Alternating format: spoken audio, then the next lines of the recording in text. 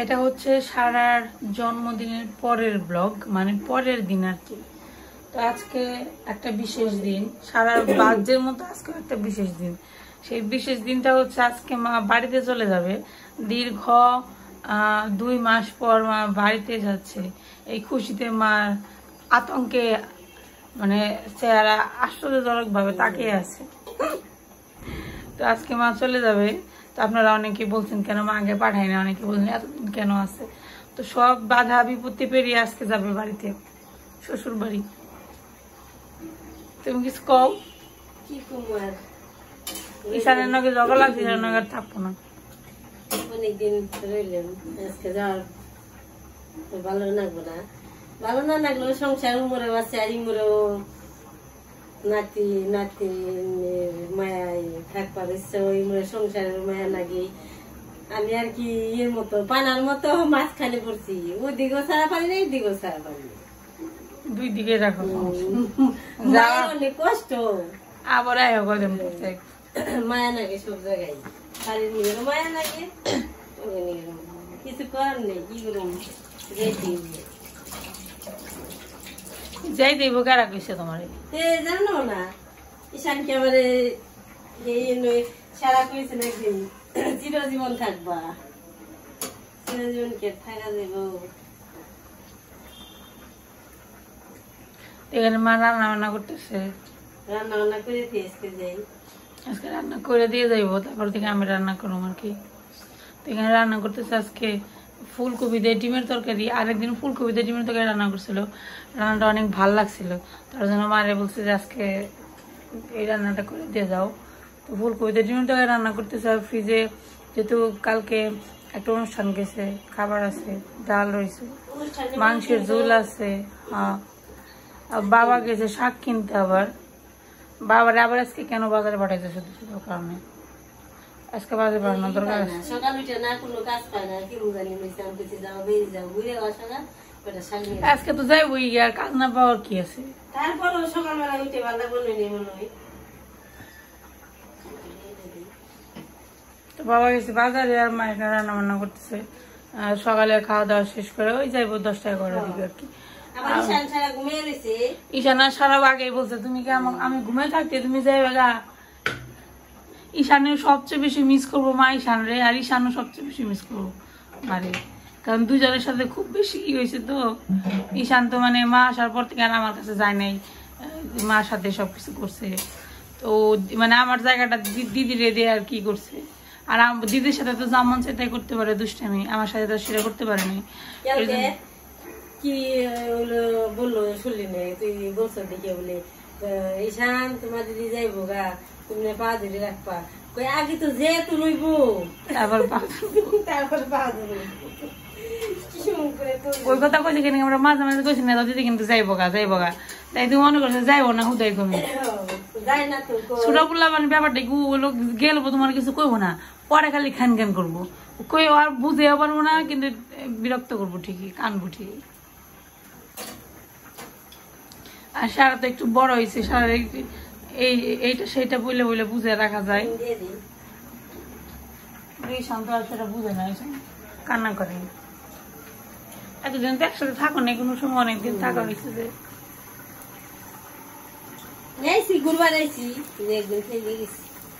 এর আগে আবার বিপদে নিয়ে এর আগেও থাকা হয়েছে। মানে যখন নিশানা সারা ছোট ছিল, আমার বাচ্চা হইলো বা নিশানা হইলো সারা হইলো, তখন মা 1 মাস করে ছিল আমাদের বাসায়, পরীক্ষা দিলে তখন ছিল। কিন্তু তারপরে এমনিতে এসে 2-3 দিন 4 দিন করে ভেজে গেছে, কোনো সময় ওইভাবে এত লং টাইম থাকে না, থাকা হয়নি। এইবার তো পরীক্ষা দিলি 1 মাস, তারপরে সারা হইলো, ঈশান হইলো, হ্যাঁ সময় 1 মাস মাঝে মধ্যে এইভাবে থাকা হয়েছে বেশি। এবার তো ঘুরা আসছো না তুমি, বিপদে শরীর খারাপ চাইতে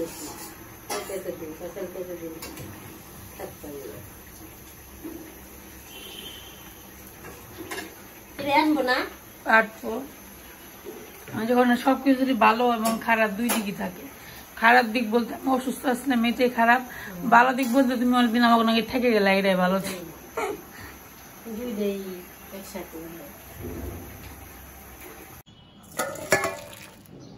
গরম গরম ডিমের ঝোল ফুলকপি দিয়ে। আজকে সে শাশুড়ি হাতে রান্না খাও, আবার খাবার গেলে না না এটা না, মানে আজকে এই বাসে সে আবার ওই জায়গায় যে খাও না বইরো কথা শেষই করবার দেবো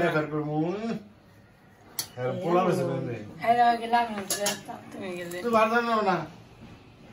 কথা বুঝো না গেছিলাম তুমি যাইলে খালি ইন্ডিয়া যাবে। তোমার ড্যাডি আসছে মনে হয়, ওই যে বাজারে কিনে গিয়ে পাঠাইছে, করছে না নিয়ে যাবে বেতে বাজার করছো না।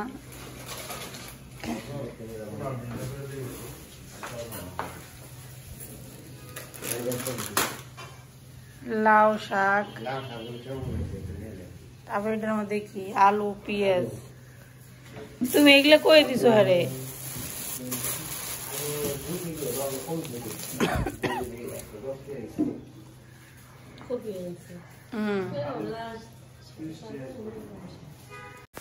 এখন হচ্ছে সকালবেলার খাওয়া দাওয়া স্টার্ট করতেছি। তো সবাইকে তো বললাম আজকে মা চলে যাবে গ্রামের বাড়িতে, তার জন্য মনটা সকালবেলা ঘুম থেকে উঠেই খুবই খারাপ। ঘুম থেকে ওঠার সাথে সাথে মনে একটা জিনিসই আসছে, আজকে মা বাড়িতে চলে যাবে। হঠাৎ করে ঘুম থেকে উঠেই এই কথাটা যখন মনে পড়লো ভীষণ খারাপ লাগলো। এর জন্য মাঝে মাঝে মনে হয় যে মানে নিজেদের লোক, ধরেন মা বাবা বলেন, ভাই বোন যেই বলেন, যখন কাছে আসে তখন ভীষণ আনন্দ লাগে, কিন্তু যখন আবার দূরে চলে যায় তখন যে কি পরিমাণ কষ্ট হয়, তখন মনে হয় যে না, এর চাইতে দূরে থাকাই ভালো।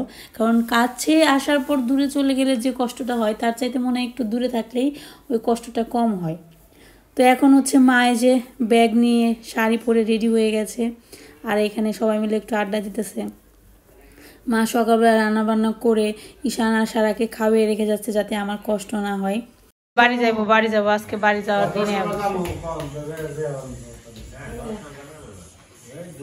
ও তাকাইও না, এই তোর দিদি গেল গা, ঠেকাই নেই।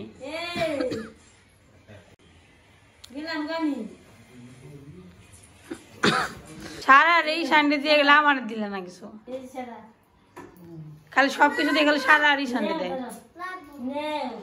লাগবো না আমার নেয়। তো ঠিক আছে, যাও দেখে শুনে যাই, ও ভালো ভালো দেখে টেকে থাইকো। দূর আমি এমনি করছি হ্যাঁ। তুমি ফুলকপি কিনে নিয়ে যাই ওটা দে।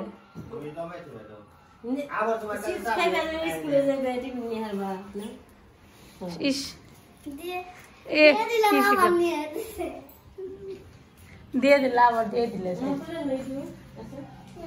আরে দিদি যাইবো কাদা, একটু পরে আবার ঠিকই কানবি। বললো কি প্রথমে বুঝে না, পরে খালি সিলে বিল্লে করবি। এই দিদি কিন্তু সত্যি সত্যি যাবেন, যে শাড়ি পরছে ব্যাগ নিচে দেখ, সত্যি সত্যি কিন্তু যাইবো গা। এবারে কিন্তু পায়ে ধরলেও কাজ যাবো না। ওই যে ব্যাগ সাজাইছে দাদু আর দিদি যাইবো গা, তাও খেয়ে ঠেকা নেই। পরে যদি কস না দিদি কো আর পাবি না, কিন্তু কুলে চললে সর।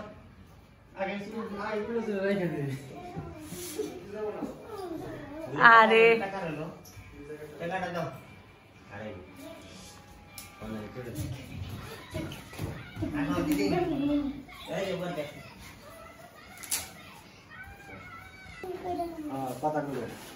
তুমি মোবাইল কম দেখো, মোবাইল কম দেখো, একটু বেশি দেবো মানে করে দেবো। কারণ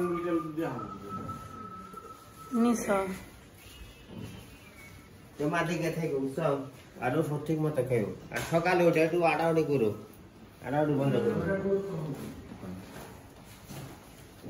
যা করছো না করছো মানে সকালে একটু আড়াউড়ি করো, দেখে যাই তোমরা। ওই যে সকালে ওটা সারিয়ে দেবে। এখন বাজে হচ্ছে দুপুর 3টে, আজ পর্যন্ত খাওয়া দাওয়া হয়নি। এখন বাজে হচ্ছে দুপুর 3টে, এখন পর্যন্ত দুপুরের খাওয়া দাওয়া শেষ করি নাই। তো মা বাবা চলে গেছে, আপনাদের দেখালাম। গেছে হচ্ছে কয়টার দিকে গেলো, 11টা নাকি 11:30টার দিকে গেছে। তো আজকে মা রান্না বান্না করে গেছে। এখানে এই যে সালাদ বানাইলাম, লাউ শাক ভাজা, এটা হচ্ছে গতকালের ডাল, মানে সারা বার্থডে দিন রান্না করছিলাম আর কি। আর এইটা হচ্ছে ওই সারা বার্থডের খাবার, একটু মাংসের ঝোল আছে আর কি। তো আর হচ্ছে চুলায় গরম করতেছি তরকারি। আপনার খাওয়া দাওয়া হয়েছে স্যার? আপনার খাওয়া দাওয়া হয়েছে? খাওয়া দাওয়া শেষ। সারামণি গেছে গা পিসির বাড়ি, আর এই যে আমার ভাই ওখানে বসে বসে মোবাইল দেখতেছে। ভাইয়েরও মন খারাপ, কারণ মা বাবা গেছে, একা একা থেকে অভ্যাস নাই তো, এর জন্য। আর এখানে এখানে ডিমের তরকারি গরম করতে বসাইছি।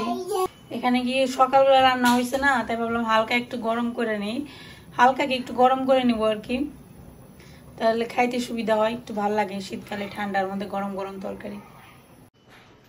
সারা গেছে স্নান করতে, খাওয়া দাওয়া শুরু করবো। তো অনেকদিন মাসে থাকতে থাকতে অভ্যাস হয়ে গেছে, এখন গেছে খালি খালি লাগতেছে। বাসায় বাবাও ছিল, কি আর বলবো বলেন, বলার মতো কিছু নাই। তো খাওয়া দাওয়া শেষ করি।